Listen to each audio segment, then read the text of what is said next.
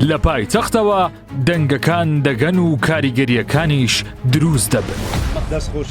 بەڕاستی دەستان خۆش بی دەستخۆشی لەم گۆکەم ڕۆڵی دەستگاش خێرخوازیتان هەبوو بەڕاستی ڤیدیۆکەین گۆی کرد ئەم لەستۆنا بێم هەولێری تەنیا لە ماوەی کەمتر لە 1 مانگدا پایتەخت میدیا بووە هۆی گەیاندنی دەنگی چەندین هاوڵاتی و کاریگەری ئەرێنی لەسەر دۆخ و گوزەرانیان دروست کرد.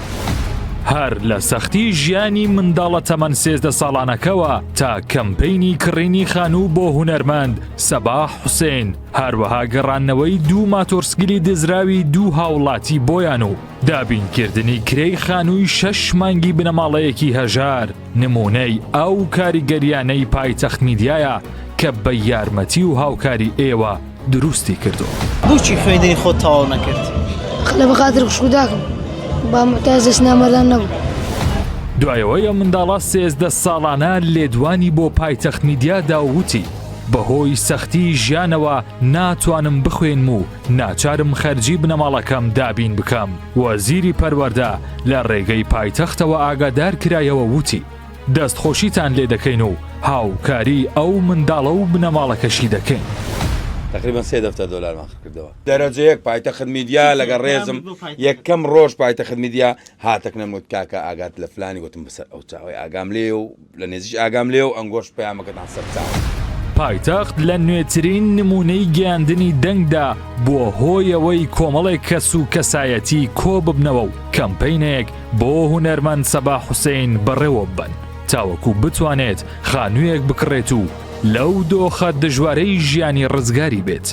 بە خۆشحاڵیەوە لە کەمپەینەکەدا هاوکاری پێویست و زیاتر لەو بڕەشکە پێویست بوو بۆ مام سەباح کۆ کرایەوە و وەک خۆی دەڵێت پایتەخت میدیا دەنگی ژیانی سەختی ئەوی گەیاندە خەڵک. خاصەتەن پایتەخت ئەوەیە کردی ئەتو کردت بە قورعان.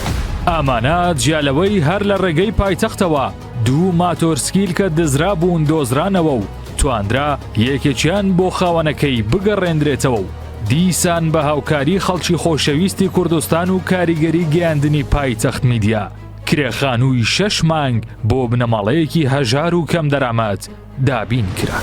دەیەوێت لە ڕێگای پایتەخت میدیاوە خاوەنی ڕاستەقینەی ئەم 2 ماتۆڕە بدۆزێتەوە. هاوکاریم ئەوەیە لە کەناڵی پایتەخت لە ڕێگای کەناڵەکەتانەوە مەسەلەن ساعبی ماتۆڕەکان پێیان کەسێک بیناسێ ماتۆڕەکان ئیچێ و بیان دێنەوە ساعبەکانی باش بوو لە ڕێی کەناڵەکەتانەوە 12 کاتژمێرە شتێکەوە بوو ساعبەکەیمان دۆزیەوە و لەخوای گەورە بە زیادبێ و خێرەشمان کرد و دەدەین تەسمیری دەست کابرای دەکەینەوە.